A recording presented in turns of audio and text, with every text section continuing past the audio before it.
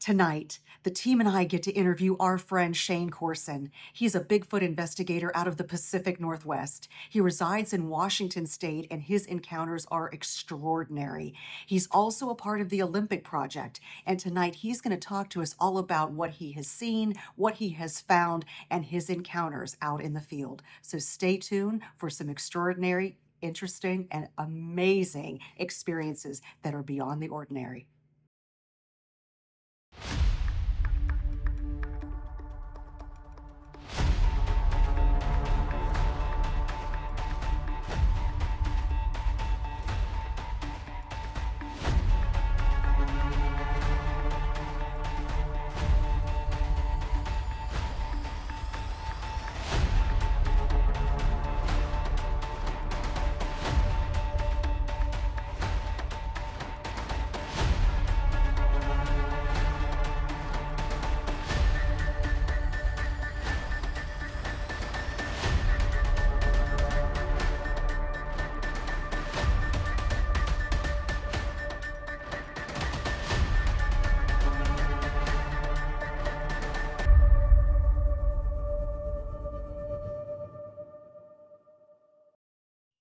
So thank you so much, Shane, for joining us on Beyond the Ordinary. So tell us a little bit about yourself. Yeah, Shane Corson. I work with the Olympic Project. Been working with the Olympic Project, which is a Sasquatch research organization since about 2012. Born and raised in Scotland. Always been interested in cryptids, specifically Loch Ness Monster, the Yeti, Sasquatch, of course. And when I moved to the States, East County, San Diego, I eventually got some wheels, got a car, and started going up to the Sierras and Yosemite and conducting my own personal investigations and what I called at the time research. Um, Eventually moved up to Oregon. Now I'm up here in Washington State and totally gung ho on the Sasquatch phenomenon. That is awesome. So, how you said, I mentioned the Olympic Project. How did you get started with that? So I met Derek Randalls in 2011. He was down in Portland, Oregon, doing a speaking gig, and went on one of his public expeditions up to the Olympics.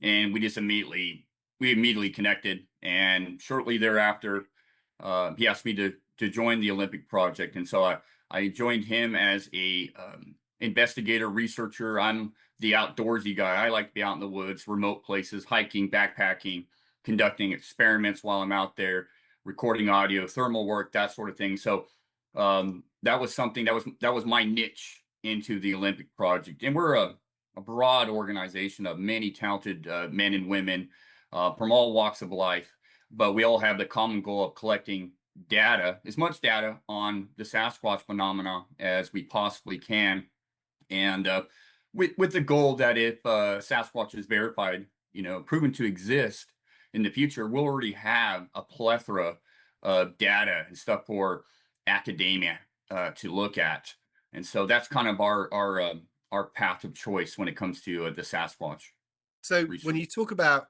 gathering data, what do you feel, Shane, is the biggest question about Sasquatch that you want answered? So to put that in context, is it how it moves? Is it how it looks? Is it how smart it is?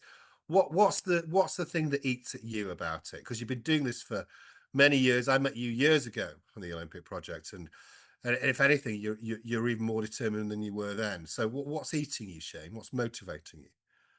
Well, so I come from a different approach. I had an encounter in 2011 that solidified Sasquatch for me. I got my eyes on one. I had a 2-night experience. Tell us And so about it's it. not Tell now us it's about it. Give us the context. yeah, so we're just up in the Mount Hood. This is when I lived in Oregon, up in the Mount Hood National Wilderness, and I was with two buddies. We're on a remote backpacking fishing trip, and we had a 2-night experience where the first night around 1:30 in the morning, something came around our camp and was stomping around and hitting a tree and whatnot. And be honest with you, up until that point, I never that I can think about or imagine. I don't never had a Sasquatch experience. This was completely foreign to me. I've hiked up and down California, Oregon, Washington, Idaho, Montana. I've run into bear, you name it. and I know their behavior fairly well. This was different. We're in a remote area, Mount Hood, 1:30 in the morning, and here's something large stomping around that sounds bipedal, and it's making this what sounds like two rocks being smacked together. Well, that was the first night, and I'm going to give you the short of it, but that was the first night. And we wake up the next morning. We're next to this lake, and we're on this backpacking fishing trip, and we talked about it. And I was thinking, could this be an elk? There's nobody out here.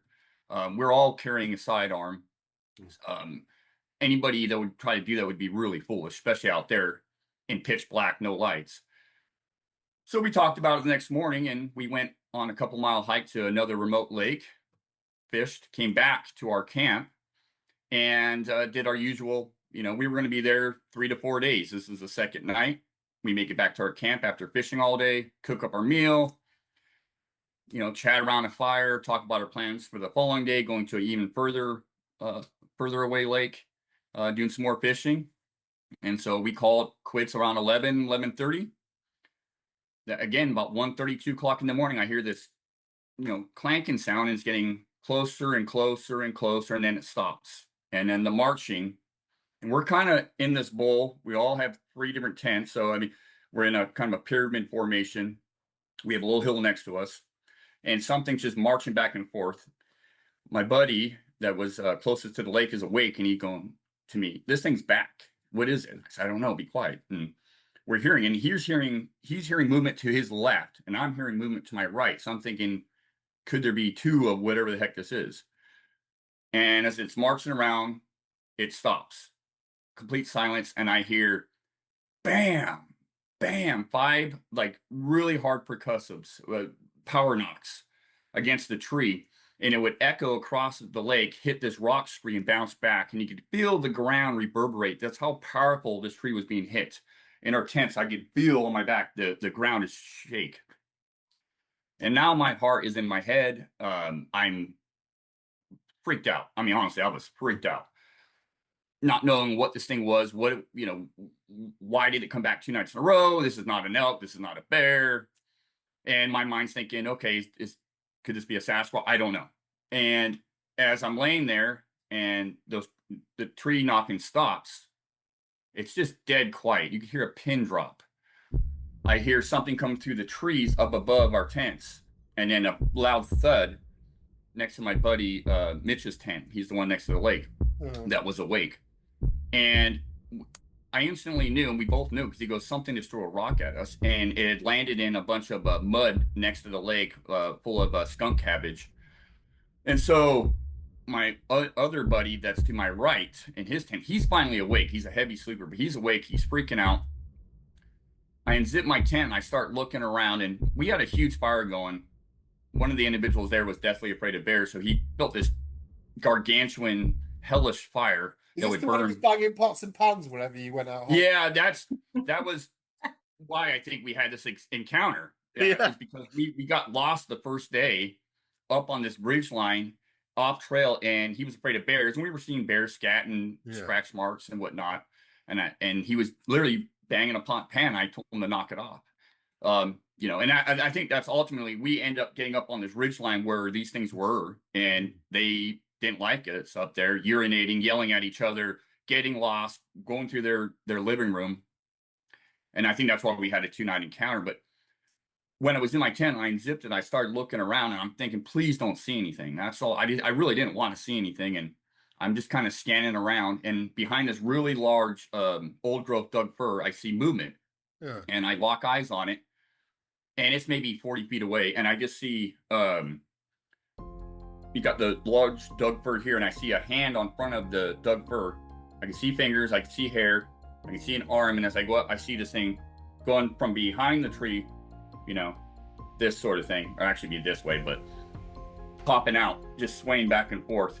And then it stood up, or stood around, turned its back on me, and dropped its arm and walked up this trail, and just disappeared. And so I sat there in my tent, waiting for something to happen, waited, zipped my tent back up, and I just sat there just on my butt for hours.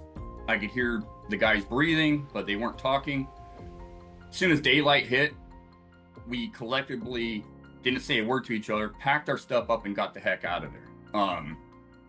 And like I said, I didn't get great detail in the face, but I saw massive arm, fingers, shoulder, no neck, but just a head, and coming back and forth. And it was about 7 to 7.5 feet tall, based on a branch that was, when it was swaying back and forth, it would knock the top of its head.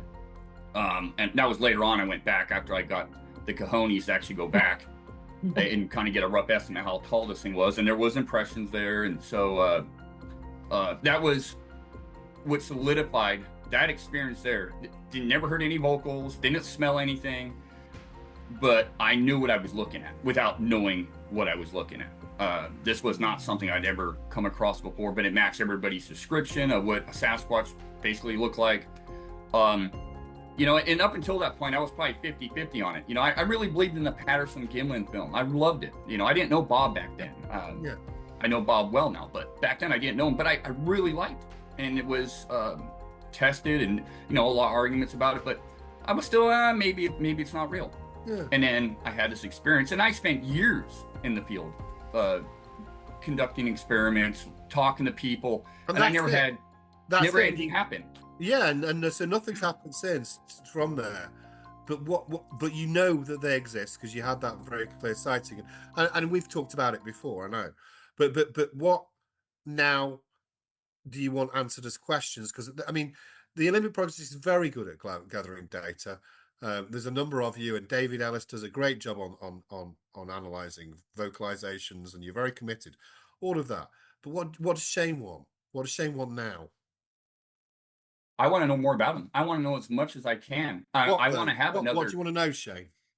I want to know where they're going. How, you know, how do they travel in family groups? Are they solo? What do they eat? I want to know just the basics that we have ideas about, whether it's eyewitness testimony or hypothesis. I want to know as much about them as I can. How do they survive and thrive? How many are there? Are they on their way out? Are they doing just fine? The basic questions, you know. I would love to have a daylight sighting. I've come close. At least I believe I've come close. You know, I'm pretty dang sure I've seen them through a therm. Pretty sure I've captured one on a trail camera. And I'm pretty sure I'd be within 20 feet, maybe 30 feet again, of a Sasquatch. Found all sorts of pieces to this puzzle, I believe. But I really want to know how they do what they do. Like, how do they survive? You know, what are they eating? What do they need that maybe down the road might be depleted, won't be around, that might lead them to extinction? You know, that's the questions I have. You know, and because I honestly, I'm not out to prove Sasquatch exists. You know, if that happens, sweet. But if not, no big deal. I know they exist. You know, and it's really it's the science to it now. For me, it's, you know, I got an idea in my head of what I think they generally are, and I could be completely wrong, and I'm totally cool with that. I don't have an ego. I don't have a end all be all. They're this and that's it. No. Renee Hinton on you and start yelling and cussing at you, you know. But you know, there's a lot of questions. And I can't really say I just have one. I have many. So what do you think they are, Shane? Well, I mean, we're all primates. I think they're a sort of primate. Where they fall in there, we don't give non-human primates enough credit. You know,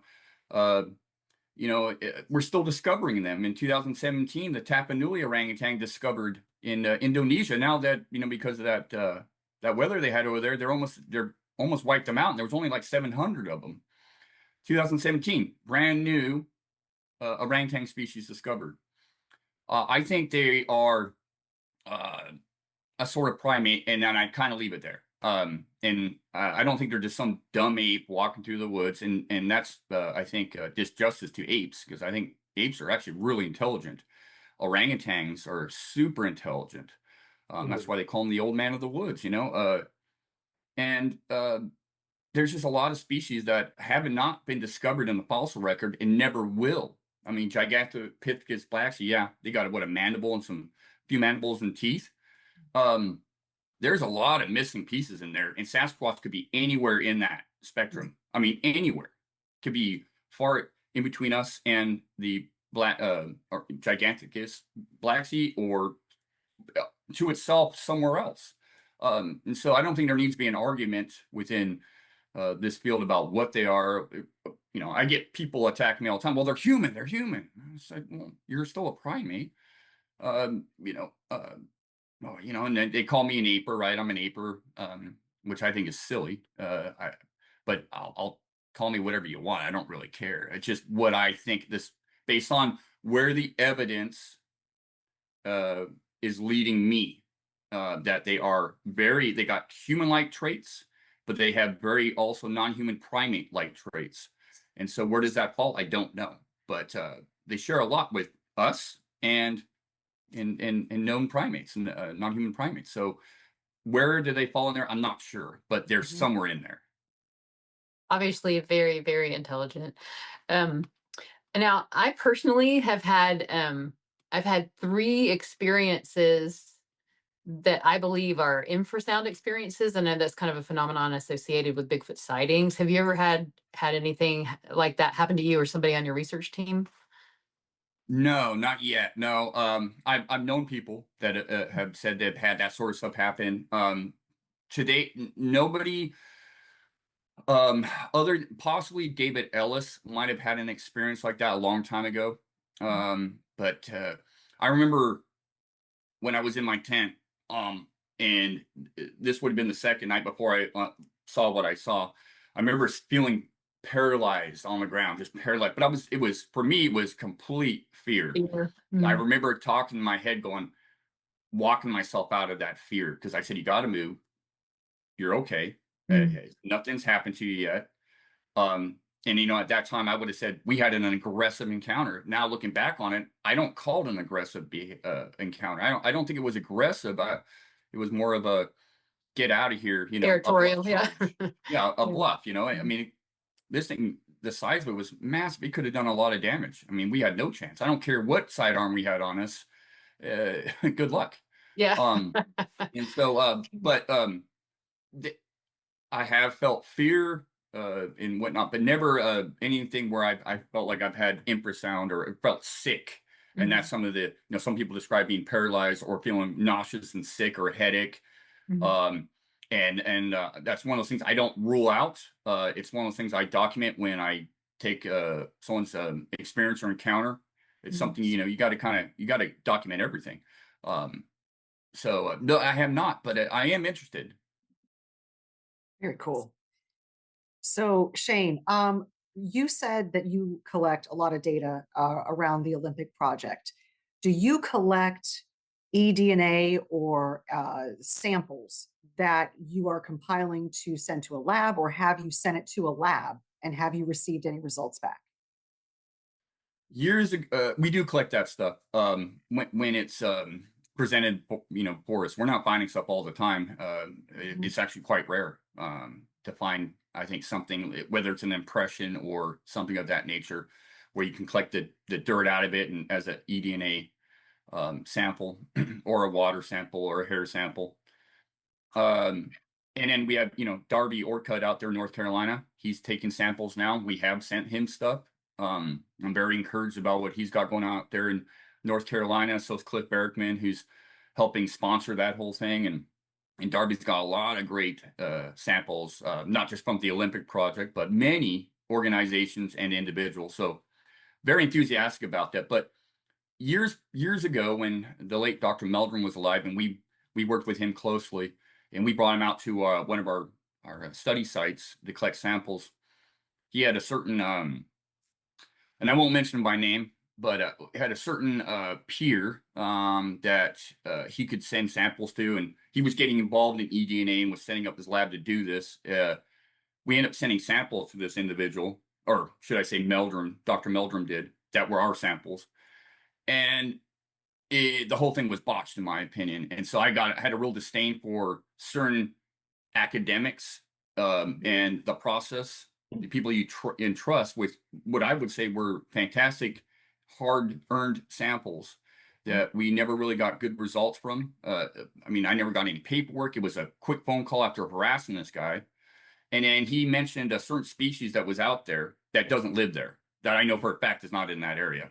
So I knew he didn't look at it. He didn't do his due diligence. And so it's one of those things where you live and learn. You never, Darby Orcutt I like his method where you will get an answer for him no matter You'll what. get an answer. He'll say it as it is.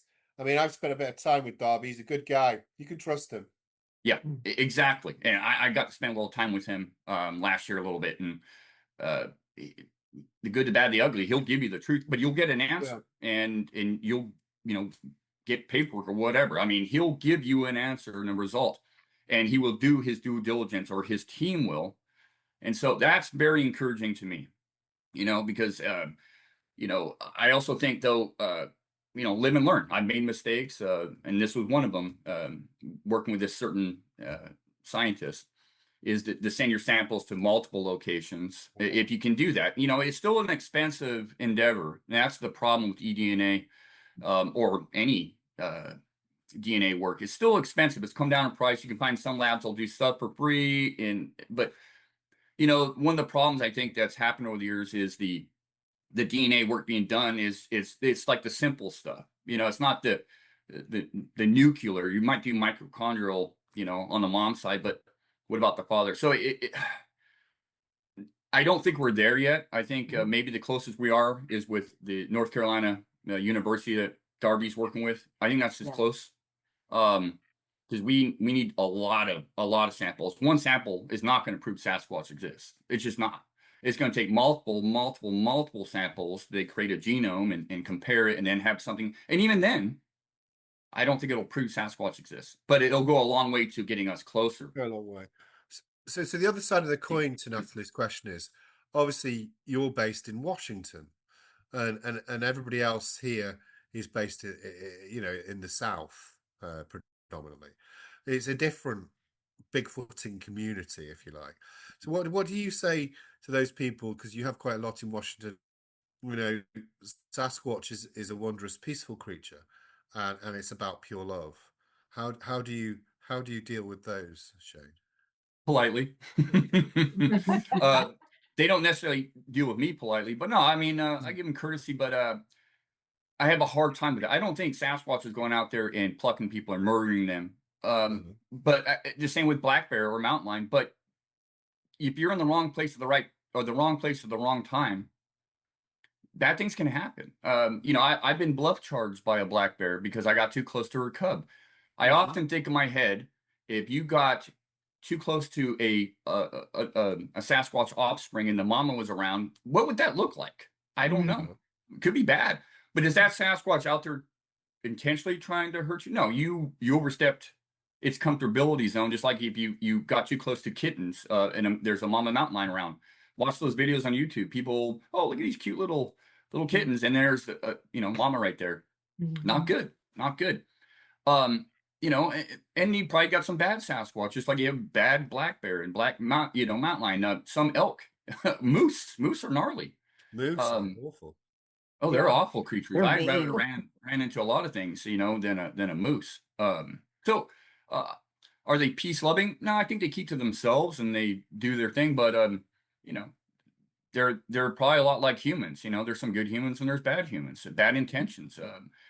But the vast majority of people are good and they're not out to harm you. But you might get that one bad one, or you might have one that's if you ever run into a moose in ruts, that's a bad. Those things, they're very territorial and they're just stubborn and they will stay with you for hours.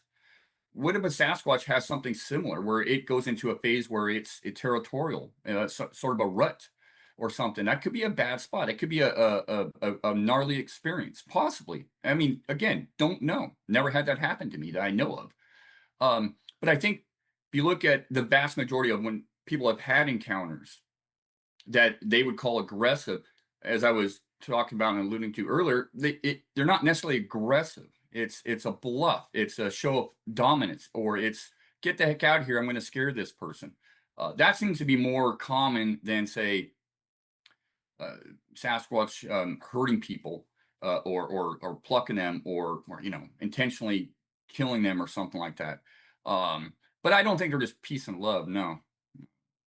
Shane, So there's been lots of reports of Sasquatch essentially all over the world, but just keeping it to the U.S. There's been reports of Sasquatch looking slightly different, being different in size, in stature, in different parts of the country. What is your opinion on there being like different species of Sasquatch in different areas? I absolutely don't see why not. It actually makes perfect sense. I don't know the terminology, but it's a where, as the further you go north, the larger the animals get. And that tends to be the case with a lot of Sasquatch reports. And then, perfect example is your black bear. Across the country, you have black bear, and they can range in size and color. I mean, there's like 5 variations of black bear. You got the blonde, the red, or cinnamon, the black, the blue, and I forget the other one.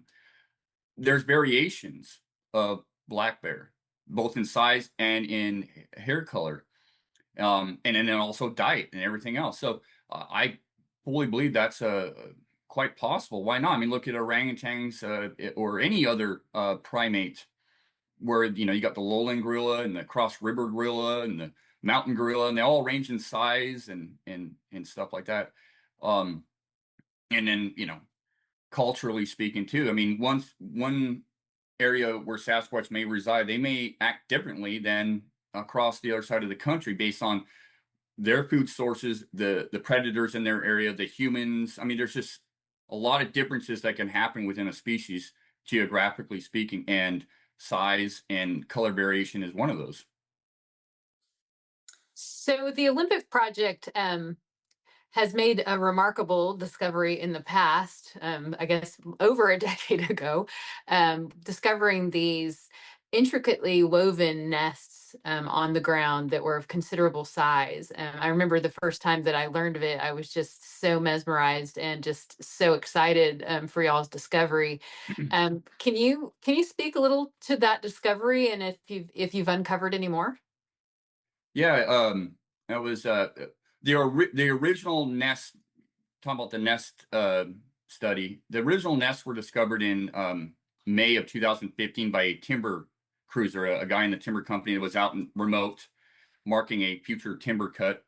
And he came across these and eventually got a hold of my partner, Derek Randall's. And these ground nests were massive. This individual had been a timber surveyor for 27 years in the most remote parts of the Olympics, has seen it all basically, but nothing like these ground nests that he came across. And it's actually the reason I moved to Washington State. At that time, I was down in Oregon, but when I was invited up, I was so mesmerized by these ground nests. I had never in all my years seen anything like these. I've seen bear beds, all sorts of beds, but not multiple gigantic ground nests made out of nothing but huckleberry, oval in shape, different sizes, all built at the same time from huckleberry, evergreen huckleberry that was transported sometimes 40 feet away just to build a nest, and sometimes broken branches 9 feet off the ground or limbs, no teeth marks, no claw marks, no tools, and kind of, like you said, intricately kind of formulated into these ground nests. And to date, I'm still amazed by them. I mean, they're not, nature's taken over. We've taken samples, or to take you down there now, you would see a heavy impression in the soil where they used to be, but they've been scattered, wind, rain, snow, animals, us. There's nothing really to see but that whatever big was laying there one time actually made indentations in the soil. That's how heavy these things were, whatever was laying in them, which I do believe was Sasquatch. Based on the hairs we've taken from out of there, the hand impressions we've casted, the foot impressions we've casted, and the audio recordings that are amazing that we obtained from these areas. And so and after 2015, we started scouring this whole ridge line. So the way these nests are laid out, if you look at your knuckles like a ridge line, you have these fingers that come off this ridge line, and at the end of these fingers is like a little plateau, and you would have a set of maybe 7 nests here, and then you have a big ravine in between the fingers. So maybe 50 yards away, really thick huckleberry. Sometimes the stuff's over 9 feet tall and you can't see but maybe 5 feet in front of you. And as you go down to the next finger, again, here's another set of nests, and so on and so on.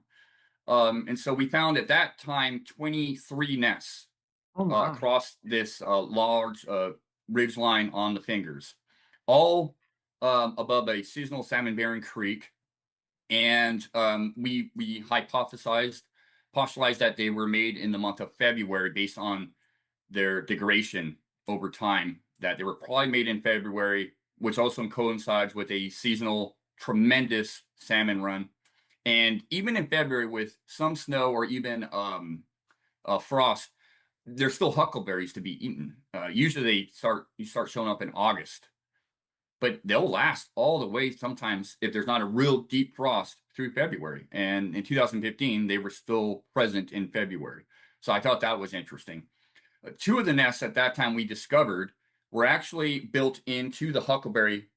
So you have these large ground nests, but in two different locations next to the larger nests, you would have a nest built into a bush. Now, it would not support any weight, but it would. It was a mirror image of what was on the ground. And we did a lot of research on nests and stuff like that. And so gorillas, that's how they kind of teach their young, is to build nests, and it looked like that, like a practice nest. Again, can't say that for sure, but it looked very much like that in two different, over 200 yards apart in two different areas, two of these practice nests. Some of the nests were, 8 to 9 feet in length by 6 feet wide. Some were more, 3 feet wide. All of them were a foot in depth of huckleberry. There was a solid rim of huckleberry all the way around, thicker branches on the bottom, and then slightly smaller ones as you go up. In the center was nice, comfy huckleberry boughs, the softer, longer ones. And in some cases, you would find huckleberry leaves piled up next to a nest, just plucked, something with fingers, no claw marks, no teeth marks, plucked off of the branches. And when you were standing in the original area of 7 nests that were, you had a point nest, which would be going off the side of this deep ravine. That'd be the point nest. And then you had kind of a pyramid formation, reminiscent of what elk do. If elk will kind of get in a shape like that, and the young are in the middle, like primates do as well. That was very similar. You had larger nests on the outsides and the smaller ones in the middle, which was fascinating. But one of the larger nests had a big pile of huckleberry leaves, and huckleberry leaves, not very big. And I bring this up because I was like, well, something plucked that and put that pile there. Was that to be consumed? Was that to be put into the bedding material? A good friend of mine, Squatcher Metrics, was asking me about the medicinal purposes of huckleberry leaf. And I said, I know what huckleberries are good for, antioxidants and all that stuff. But I said, the huckleberry leaf, no, I had no idea. So I looked it up, and lo and behold, it is a medicinal leaf. The doctors used to give human women after childbirth a concoction of sugar and huckleberry leaf to regain their strength. And early on, when we were going through this nest area and looking at it and studying it, I thought, man, this could be like a sort of possible birthing area or nursery. And then light bulb, the medicinal purpose of those leaves, if a mother needed to regain her strength, say a Sasquatch, just like a human, maybe that was something it was doing. Just animals in general. Your dog gets a sore stomach. What does it do? Goes eats grass. Bears do the same thing. Animals know what to eat to solve their problems.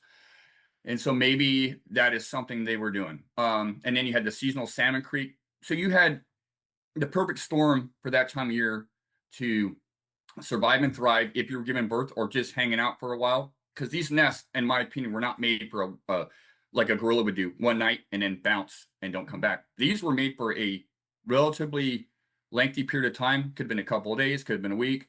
There was too much work invested into making those nests. I mean, it was incredible.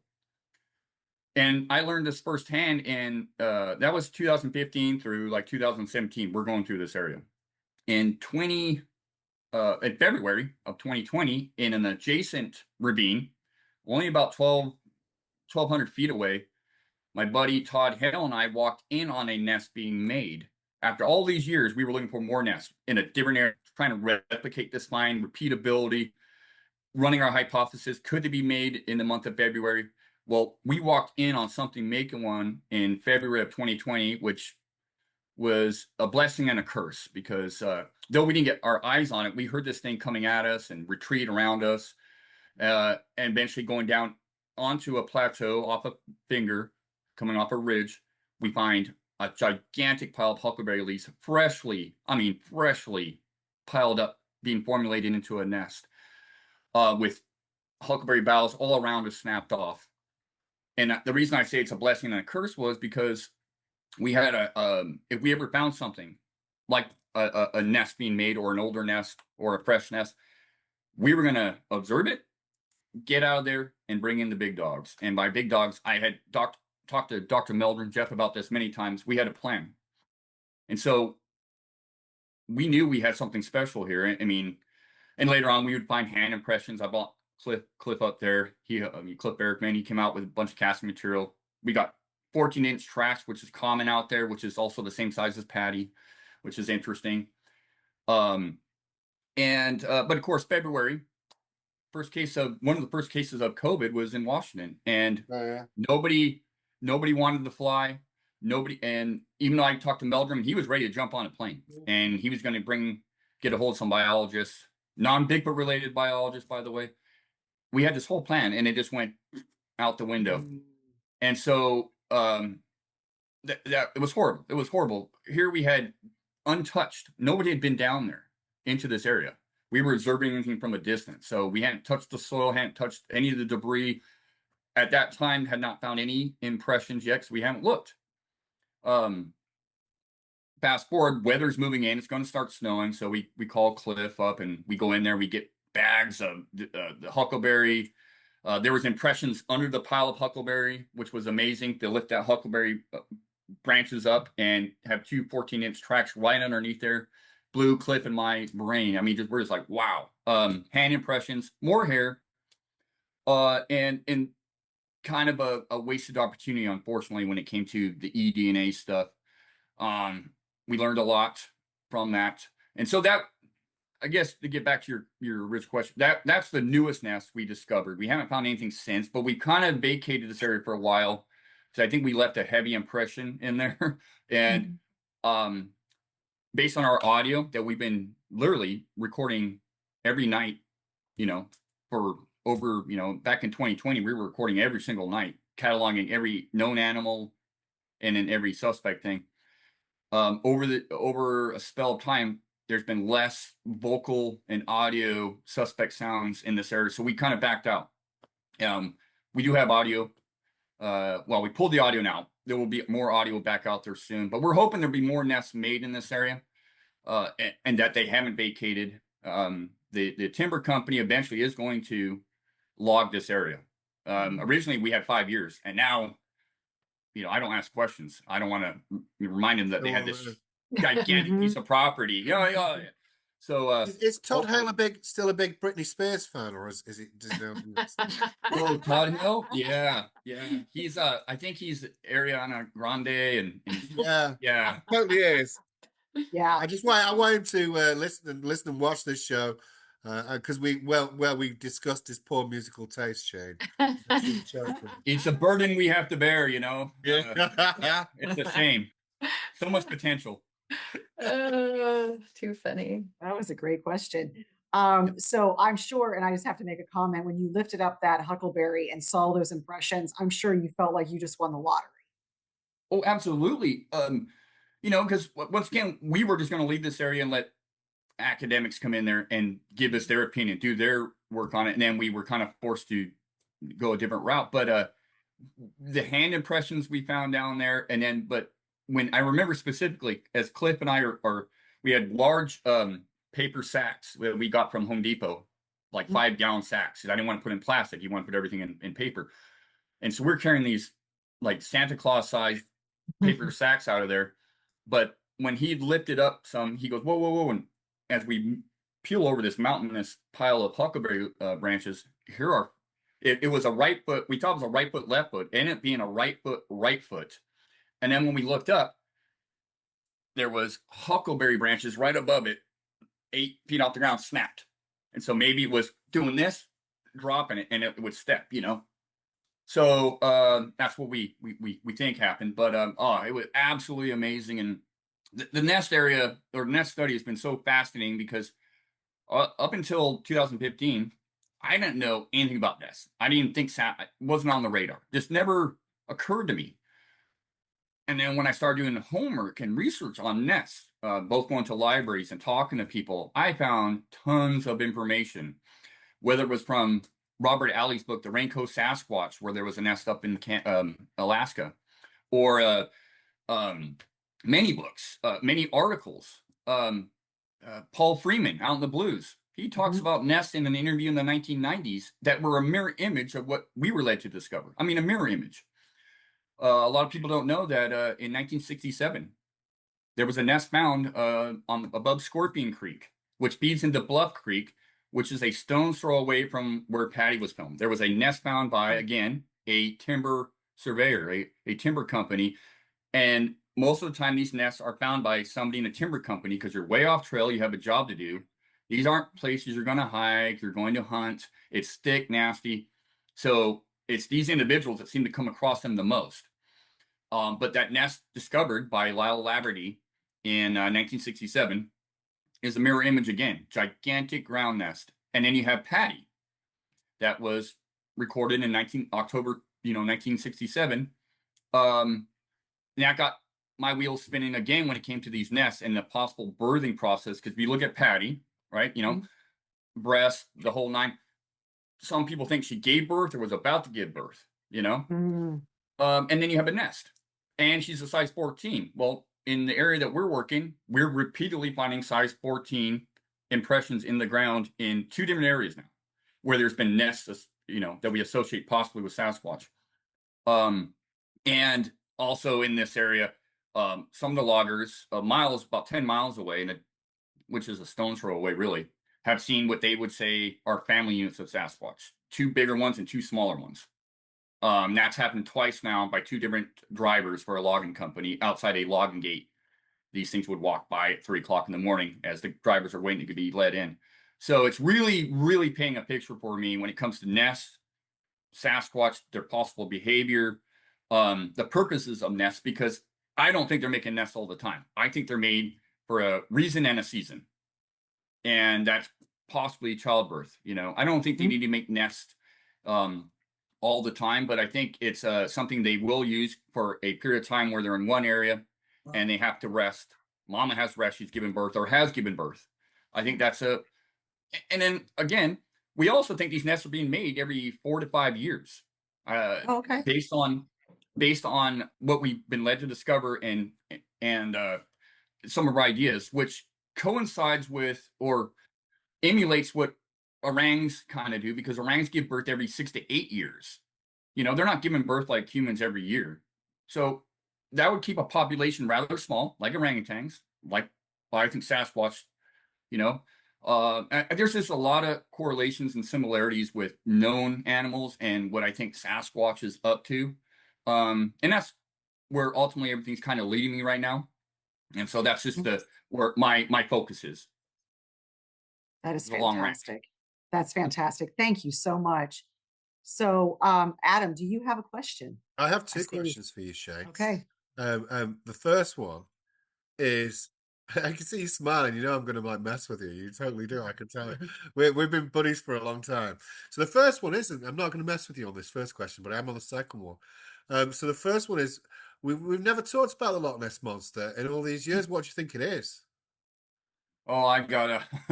That's a can of worms. Are we going to go through this? Would it take a while? Because we'll talk No. about it another time, but offline. What do you think it is?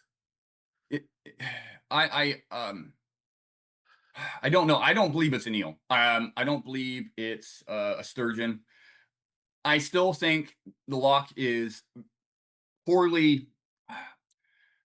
I got an idea, and it may sound a little crazy, but I am interested in water cryptids. I've always my second passion. I still think, besides the main channel that they let the water in and out of. I still think there's still ways to get to the ocean. And I look at Nessie, you still today have a lot of ocean sightings of water, unknown water species, whatever have you. I think Nessie is something, it has a behavior, whatever it is. I still hold out that maybe it's a type of plesiosaur. I don't know. Maybe not. Maybe that's crazy. But something that's not been recognized by science yet, for sure. And I do believe it's undiscovered. But what if it had behavior like a salmon, where its birthing is in the freshwater?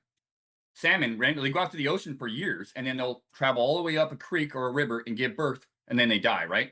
What if Nessie was somehow getting in and out of the loch, giving birth, and that's why you have a sporadic period of time where you have sightings, and then there's no more sightings because it's back out in the ocean, and then people have sightings on the ocean. It's like Cadborosaurus up in from British Columbia all the way down to California.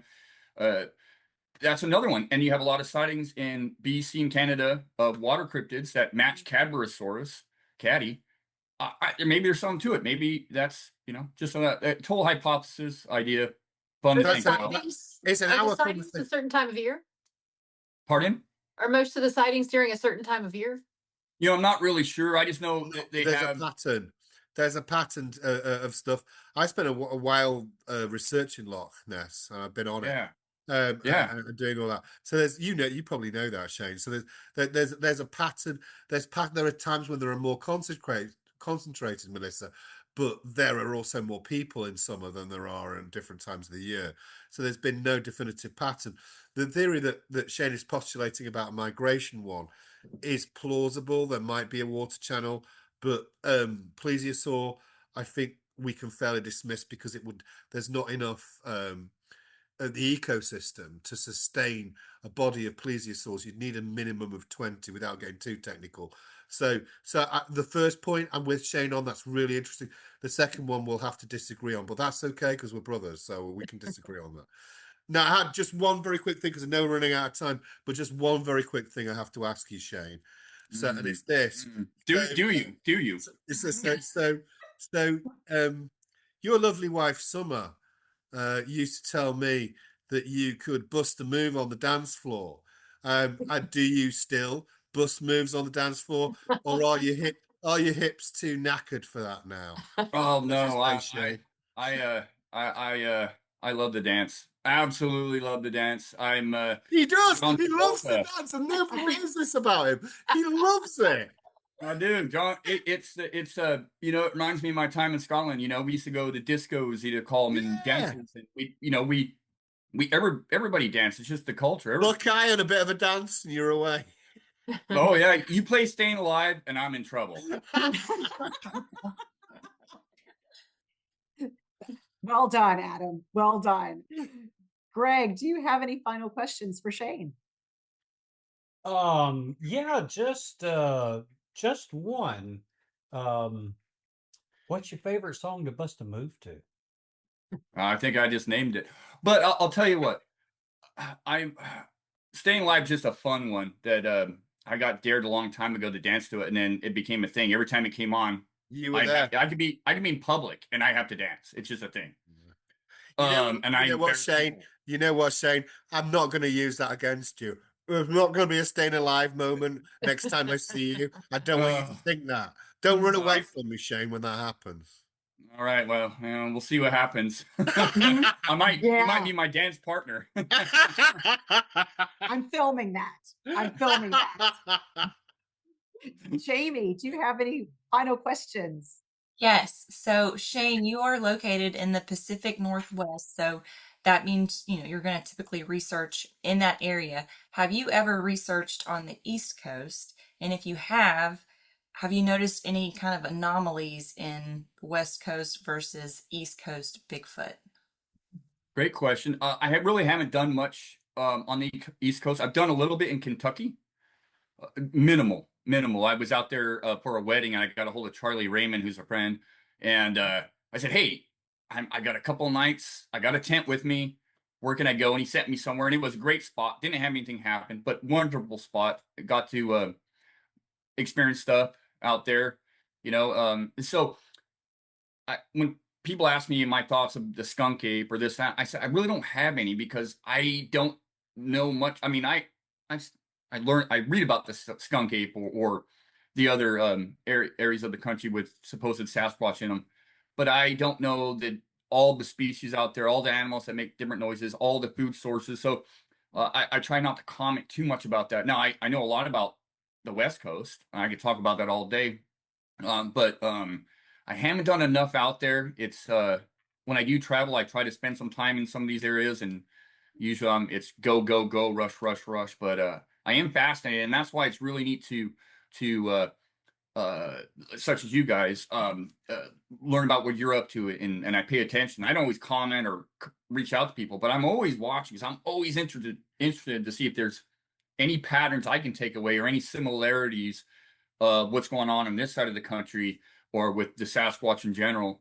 And so I'm always paying attention, and love what a lot of people are doing out there. There's a lot of good researchers and investigators and groups out there. The Olympic Project's just one of them. I love who we are. I love the people I work with. But again, we're not the end all be all. There's a lot of good groups out there and a lot of good solo investigators, and a lot of them don't want credit or don't get the credit that they deserve. Great. Absolutely. Melissa, do you have any Yes, questions? I do. So you were recently in a documentary, is that right? Yeah. I've been on a few. I think the last one you're referring to was up at Ape Canyon. Okay. I was invited again by Mark Marcel out to Ape Canyon. I had joined him in 2016 up at Ape Canyon. Got to see the cabin site. We Mark and I at that time had looked for the mine. It's the 1924 Ape Canyon Mount St. Helens story for those not familiar with Fred Beck and the gang. Some miners went up there. They were prospecting for gold, had built a cabin, and were supposedly attacked by giant ape creatures. That's the short of it from 1924. And so Mark Marcel, I call him the Indiana Jones of the Sasquatch world. He found the cabin site without a doubt.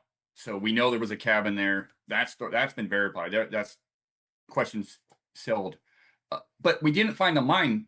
We ended up finding out later on after some of the relatives of the original miners found the mine that it was there. And so my goal was to go out there and see the mine. That's the only thing I wanted to see was his mine, and it's in a very sketchy area. At that same time, Mark Michelle was filming with Small Town Monsters with Eli Watson and Alex Petikoff, both great guys, good friends of mine. And so I was going out there. I was never planning on being on film. I didn't care. I wanted to see the mine. And unfortunately, Eli kind of did a film mainly on the Ape Canyon story and Mark Marcel and the discovery of that. And Alex Petikoff made a film more of the mine and again the story, and both stories complement each other really well. And I was fortunate to be included in the second one, and was very fortunate that Alex used some of my my footage. And it was just an amazing experience. I'm glad I did it. I got to see the mine. And so it just added another piece of that puzzle that I'm of the opinion that something happened to those miners for them to up and vacate a claim that they had rights to in one night and never go back. Something happened to them, and up in that area, I still think there's Sasquatch up there, periodically moving through there. And so, and we've had a few things happen while we've been out before. Yeah, just an amazing experience. Really cool documentary. Both Eli and Alex did a fantastic job, and love Small Town Monsters. I know many of you guys have worked with them. Seth and the gang, amazing production company. Yeah, that was a lot of fun. What's the Awesome. official names of the documentaries, and where can we find them? I think they're all, I mean, I know they're on different streaming platforms, but a lot of them are just on YouTube, free, I Okay. believe. The Siege of Ape Canyon is Eli's film, and Alex's, I think it's Return to Ape Canyon or something to that effect. They're both fantastic, really well done. And you get to see how crazy these miners were from where they built the cabin, which was amazing by itself, and then to where they had the mine. I mean, it was sketchy. Eli Watson wouldn't even go down to the mine; it was just too steep, and it's pretty dangerous. And so, I don't know if I'll go back or not. If I go back up there, I'm probably just going to be do something Bigfoot related because I've already seen the cabin site. I've seen the mine. I know the history of it. I'll let Mark do all the historical research, and I'll go up there with my therm and my audio, and he can dig and or look around, and I can look for Sasquatch. That's awesome. Awesome. Thank you. So, Shane, what's next? Anything, any speaking events, any events that you're going to be at?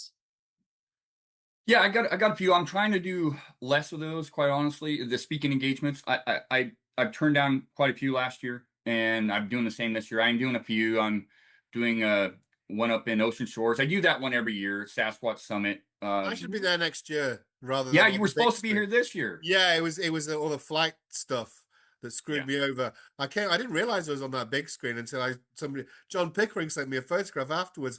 I was like, oh wow, I didn't realize like 20 feet screen. But Oh yeah, I'll be there next year in person if Johnny will have me. I'm sure he will. It's a great venue. You'll love it. Yeah. Have you spoken there Once, before? yeah, I've Yeah. spoken there a few years ago. Yeah. But I do like the gang there, and I like Johnny as well. So I'll go. Yeah, good, excellent, excellent.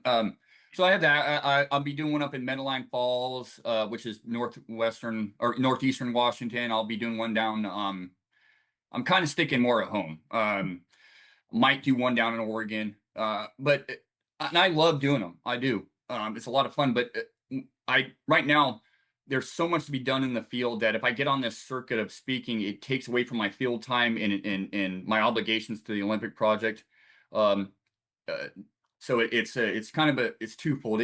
They're awesome. I learned so much from people. I get amazing encounters. I get to talk about Sasquatch. In fact, and every time I do them, there's a couple names I'm going to bring up. But most specifically is Dr. Meldrum, who was an absolute legend, a good friend, huge kick to the stomach in the Bigfoot world, to academia too, alone, because he had a lot of courage, a lot of passion, and was just a gentle man, a brilliant mind. And thank God Cliff Berkman's he's got a lot of Melder gave him a lot of his possessions that I'm glad it went to Cliff, and there's a lot to be learned from that. So I'm going to be talking about Meldrum a lot because I will not let that man's legacy die. And He's the whole reason I came to America. If it wasn't go. for him, I would not have come to America, but that's a whole other story. So yeah. Wow. He's brilliant. Well, we stand on the shoulders of giants, and I'm not talking Sasquatch. I'm talking about your Dr. Meldrums, the individuals like that, and so they've laid a lot of groundwork for me and others. And so moving forward, I'm going to build upon that as much as I can and honor their work, and go from there. So that's my mission, is to do more, to do better, and evolve, and just keep learning. Just keep learning, keep learning and plugging ahead.